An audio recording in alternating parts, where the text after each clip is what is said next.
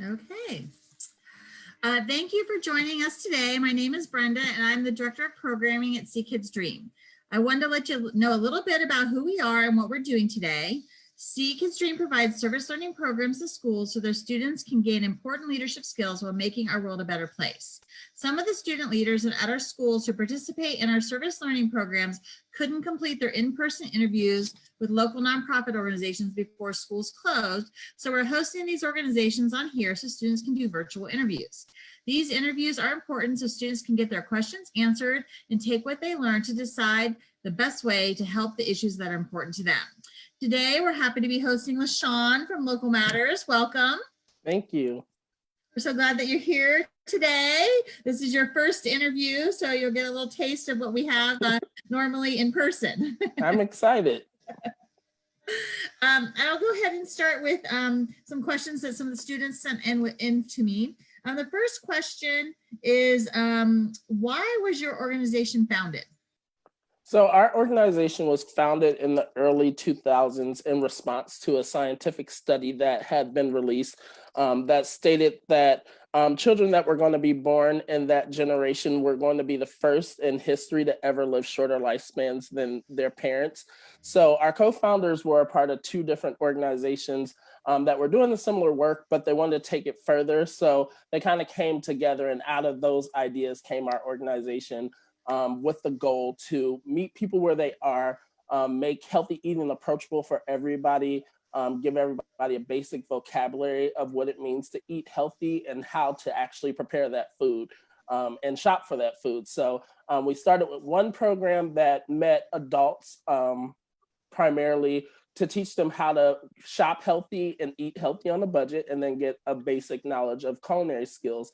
But then as the organization grew within those first couple of years, they realized we got to start meeting families where they are. So starting as young as possible. So we then developed our own program called Food Matters to meet pre-K kids on their level and teach them about healthy eating so they can learn in a fun, interactive way about nutritious foods. They can see it, they can touch it, they can taste it, learn what it does for their body. They get songs that will help them remember how to, wash their hands and be safe in the kitchen. They'll do plastic knife skills so that they can, just get comfortable and gain a really good understanding of healthy eating. So with that program's development, we then learned that we're approaching the family from the top and the bottom, and they merge together, and that understanding is then shared amongst everybody, and everybody kind of has that better understanding and willingness to try healthy foods.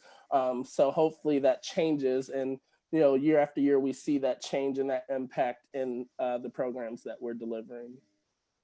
Terrific. Another question I have from a student is, do you work with any other organizations? Yes, so we partner with tons of organizations across the city, other social service providers, as well as our hospital systems. So we're partnered with Nationwide Children's, OSU Medical, the Grant Health Systems, doing families classes for participants through them, as well as other community partners and who work with families primarily. So it's not all health related, but if it's education based or family oriented and they would like our programs to be there, we do our best to find a way to offer those programs. And all of our classes that we offer to participants are free, so they don't cost anybody who goes through those avenues any money to do those courses. Great. Let's see, another student question I have is, how many volunteers do you guys have that work with your organization? So currently in my database, I can see about 1,200 volunteers that are registered. On average, I say every year I work with at least 200 individuals. So there's plenty of opportunities outside of this COVID-19 period that we have lots of hands. So our volunteers help us teach classes. They help volunteer in our gardens. They help us with our special events. They help us in our kitchen where we, excuse me, where we offer classes to the community on a pay-as-you-can basis. So there's a ton of volunteer opportunities that we offer. I have a follow-up question from one of the students on that, and they want to know, is there an age limit to your to volunteering? So safely, we say individualize with parent consent. We normally say 16, 17 is okay to volunteer by yourself. Like if your mom or dad wants to, or a guardian wants to drop you off at one of our activities, you can do those by yourself. But if you're with the parent, we normally say, 4 or 5 is a perfect age. You can come to the garden, you can come to classes and, help mix things and taste test things. Like we try to always incorporate anybody who's interested in doing an activity with us. So you don't have to be a certain age to volunteer with us. I have someone a student who submitted a question. They want to know, what can they do to help you? So right now, one of our big things is sharing our social media. So we're doing online education since we are all working from home.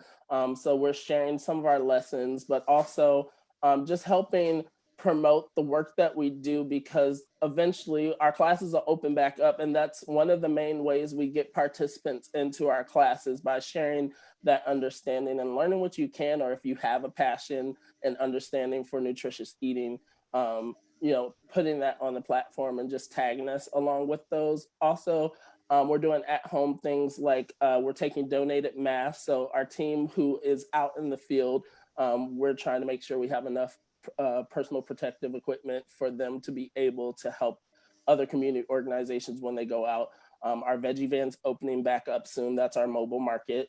So we'll be face-to-face with individuals ourselves from our office and some of our other market stops. So if you are making masks at home and you have extras, you can always donate those to us. And then we're doing garden shifts. So our gardens are big enough for us to gather in those 10 people or less groups and to be able to go out and start our gardens. So we've done a couple cleanups already and had some support from volunteers. And we just go out and get them ready for the season, because we're also using our learning gardens as access points. So all the food that we grow there is prioritized to go out to those community organizations that we're partnering with and others that are serving the community by offering fresh produce. So if you are not vulnerable and you have time, you can always sign up to come out and help in the garden when we have those opportunities.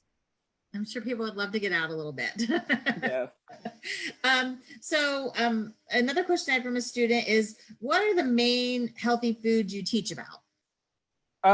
We teach about eating a balanced diet. So we're not specifically talking about just eating fruits and vegetables. But when we do talk about having a vocabulary, we talk about using common everyday foods that you would use, like when you're making sandwiches or making pastas, and just talking about like things that you would eat at home, tacos, talking about how we can make a average meal stretch by including more fruits and vegetables and nutritious items to kind of stretch those meals and increase their value.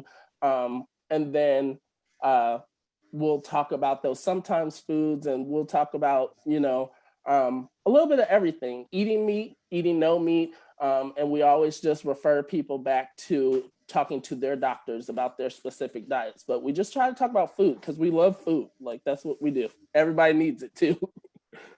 Yes, definitely. Do you know, a student wants to know if you know how many people you help during a year? Ooh, where did my numbers go? I had, last time I looked, there was 22,000 students reached within a year. And then I want to say 50,000, because our community events mixed with our volunteers who haven't done classes, and all those numbers, they get up there. So we reach quite a bit amount of people every year. And we're not just in Columbus too. Okay, so yeah, I did have that. I did have that question from a student, and like, how many different sites do you have?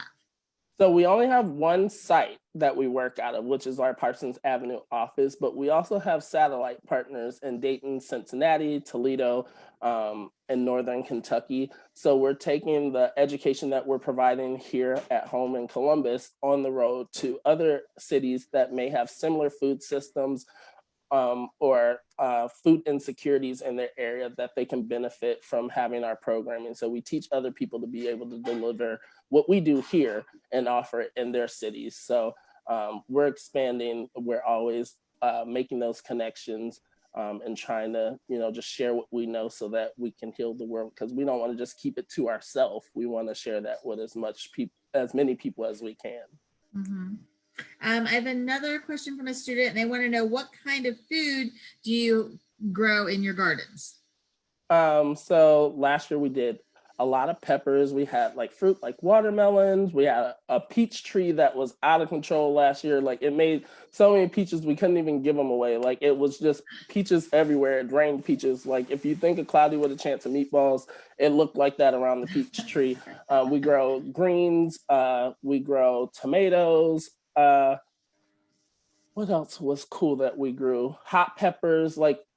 It's a great variety. We try to do things that grow really well in our region, but our garden manager, he does a really good job, zucchinis and squashes, at picking. He does a great job at picking a different variety. He keeps a base and then adds in a couple things to see how it goes. So every year it can change a little bit, depending on how he wants to do things. But yeah.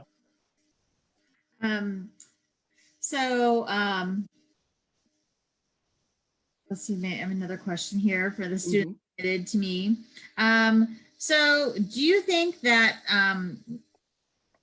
that what you guys do help with climate change? Um, I would think so. I mean, we're growing in the soil, which helps with providing nutrients into the ground, and then also, those fresh produce, once it grows, it's good for the air because, they're cycling out and filtering things like all living things that grow. So I would say, we have a good impact on the environment. Also, if you're growing and we're teaching people to grow at home, you don't have to drive as much. So, if it's right there, you're eliminating, adding more toxins into the environment for going to the grocery store for fresh items that you already have at your disposal. So I would say we have somewhat of a impact. Good. I have another question from a student. It says, do you help people prepare for things to happen, or do you just help people in general? I would say we help people to prepare for things that happen. Like I said, one of our classes is Cooking Matters. So we're teaching people how to plan ahead, how to plan their meals, how to structure their shopping at the grocery store, and how to plan their budget. So with that understanding, they can go and be the most successful at the grocery store and providing those meals. So if they have a good understanding about ingredients, once they take our class, then they can get the bulk of their shopping done and have the best bang for their buck. A question to follow up from that from a student is, do you provide recipes for them for the foods that you might have in your garden that you share with them? Yes, we do. And most of our classes at our Veggie Vans market stops and events, we're always doing cooking demonstrations, but participants always take home a cookbook, an instructional guide, and a spice kit. And so we bundle those spices. That's another volunteer opportunity too. We bundle those spices at our office. The team actually does, or with the help of volunteers. And then we always give a flavor, a spice kit to provide flavor profiles for our participants. So we not only teach them how to use the food that we're learning about, but then also how to prepare to make it taste good, and then what you need to be able to do so, and then we give it to them. So yes. So I have a kind of a fun question from a student. What is the food that most people don't think they're gonna like, but they end up liking? Tofu. Adults and kids, and there's tofu and I want to say a lot of times people don't like tomatoes. And so in the recipes, we can turn that around because then they either don't taste it or it doesn't have the same texture once it's all put together. But tofu is really the biggest. Like we purposely will cook with it because it's a secondary source of protein that we like to recommend to people to use sometimes. And so a lot of times we know it's unfavorable by most, and we'll do tacos with it or do something fun that they wouldn't have thought of using it as a meat substitute. So we take that out when we do our community events and different organizational wellness programming with companies. And so people will always be like, oh no, I'm not eating it, or I'll pass. And we're like, okay, just take a little sample. And then they're like, wait, this is good. Or they'll smell it cooking and they're like, what's in there? I was at East High School for a fair in February and I did tofu. And all the kids kept thinking it was chicken, or they were trying to guess the meat, and I'm like, "There's no meat." So I would say that's our funnest one to pull on people, and Yeah. everybody always loves it. Another question from a student, and they want to know what parts of the city do you help in? Every part. So we're all around the city and outer suburbs, and we're working as far as Pickerington and London, Ohio. So surrounding areas as well. So we work northwest, and as far as somebody's willing to go, or if we set up programming and plan it out, we're going. And they said, someone asked again, they want to know where is your garden again located, and that they can volunteer at? So we have about 20 gardens that we're partnered with throughout the city. So they're all over the city. They're near elementary schools, different parks and rec locations. We have one right across the street from our office. But if you reach out to us, we can probably find one within a close distance to you that you could help support if that's something you would be interested in doing. Another student question is, what do you need if we donate to your organization? I know you talked about the masks. Are there any other things that students in schools could donate? Bulk spices. So regular everyday spices to, some things like Mediterranean spices we'll use in our cooking or in spice class, different classes. So that's one thing, or, basic supplies like Ziplocs, we use a lot of those. We buy them in bulk, but I mean, we can never have too many because we use them for a lot of different things. Tools for the gardens and gloves for the gardens because we'll buy a set amount, but sometimes we have corporate groups that come and sometimes they bring gloves, sometimes they don't have quite enough because they imagine we have them. But after so many years, they kind of break down. So we always need gloves and different things. If the students would donate some money to you, what would the money be used for? If they donate it to us, it'd probably support our gardening first. I was going to add, one of the things that we had a challenge with this year was getting enough starter pods. So, buying those supplies, those tools, like I said, things wear down and break easily when you're working hard. So that, and then other supplies, and then, we would probably find something really specific, or a school that we support, because we're doing school education all year long. If it's not at the school, it's at a rec center that's nearby. So we would probably use it to support the kiddos next after that. Another question that we have is, these are good questions. Yeah, like students always, they're like the best questions. How do you guys make the public aware of what you do? For one, trying to be out in the community, at the big summer events and social events to make sure people, can interact with healthy eating and get to do some of what we do. We do community cook-off challenges at most of those events, so people, can just get hands-on and close to food. And then being in schools and trying our best to have a good social media presence, and sharing that through our volunteers and those who interact with us, just to say we're here, this is the work that we're doing. We find it important because we find people important, and we think that it's great that everybody have an opportunity, a fair opportunity to eat healthy. So just trying our best to be visible, and not so much from inside our four walls of our office, but every day being out in the community. I mean, for the most part, some of the team only sees our office once a week, so we're out there. Yeah. Another student question I have is, how does your organization make your project happen? Ooh.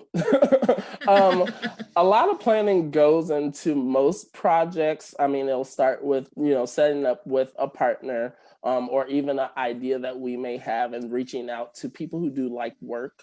So if there's someone who wants to do a health fair or something like that, we'll think it up, and then we'll figure out who our audience is, what programs we already offer, activities, games, supplies we'll need, and just kind of build it from the start every time. So we customize all of our programming to the audience. We have a base for each activity, but then we'll make sure it fits. So even if it's youth and maybe they have some developmental challenges or disabilities, we'll tailor it so that everybody can always be happy and participate in what we're doing. And we just build it from there until it's time to execute. And it's just like, hey, normally we'll say we need team members first, and whoever can support, and most time people will jump on it if they have the availability, and then we open it to volunteers to be our backups, and then we just go out and do it. Like any nonprofit, right? Yeah. Another question I have for students is, how do you encourage people to eat healthier? By just sharing it, talking about things they may like or experiences with food that they may be familiar with, and then pairing that with, new things and sharing those recipes and then cooking for them. Like we tell anybody who comes to our office, you're always going to eat with us. There's always food involved. So even if you're not familiar with it, it's going to look appetizing enough to try it. You don't have to love it. We never make anybody feel uncomfortable. We want to be welcoming and inviting all the time. So, just sharing food, and not making it, a big overthought process or try to get deep into the science of it all, but, just making it taste good, making it smell good. We're gonna get you at your nose first, and then you'll want to know like what it is, and then you'll be willing to taste it. So we make it smell really good. A lot of times it's just the spices, and people are like, oh, what are you making? Nothing yet, but we're seasoning or something. So that would be our best way of doing that. And then another student wanted to know, do you help people go on diets to get healthy? We do not do diets. So we have open conversations if a participant or an individual has questions, and we do have staff that are nutritionists and have dietetics degrees. And so we'll share what knowledge, but as I mentioned a little bit before, we'll always recommend someone to their doctor, and then we don't practice following any specific diets within our organization or our teaching either.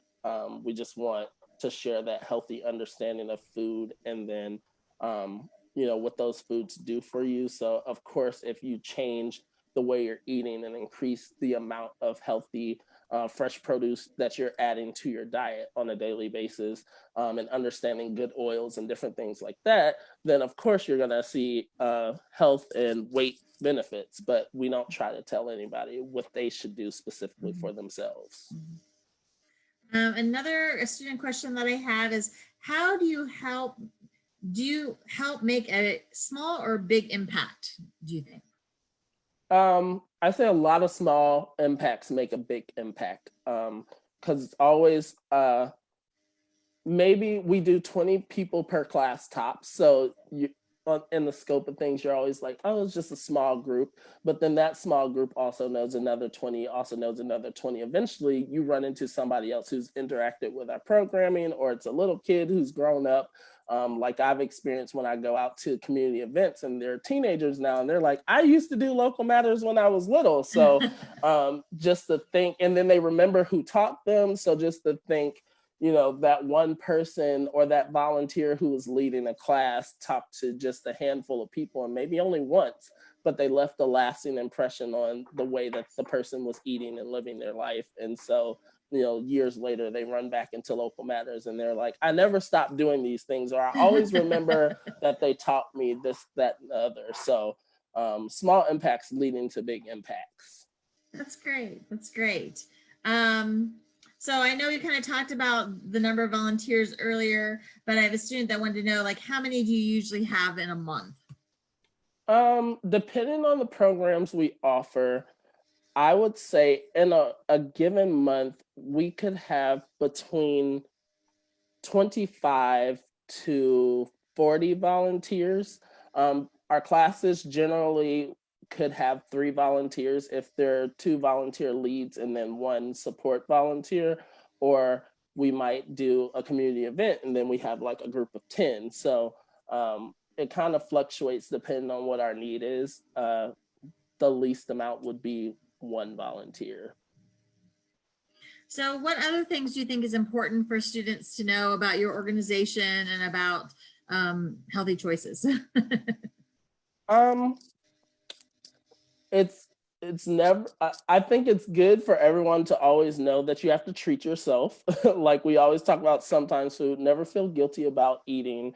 And to always, you know, try to remember if you were taught about your food groups on the pyramid or the My Plate example, try to always eat like that, because the benefits in eating, like we say when we're working, just talking as adults, we're like, we were taught to eat a certain way, and when you stick to that, you still feel better.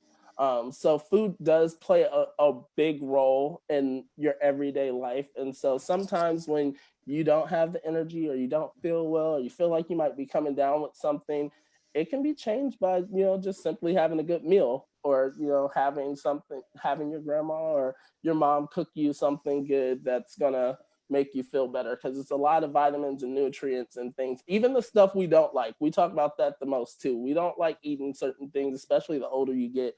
You don't like to eat certain things, but there are really important vitamins and nutrients that you can only get out of that one thing. So always remembering that it's important to, you know, do your best to try to eat healthy when you can. Well, thank you so much, LaShawn, for coming and talking to our students today. No problem.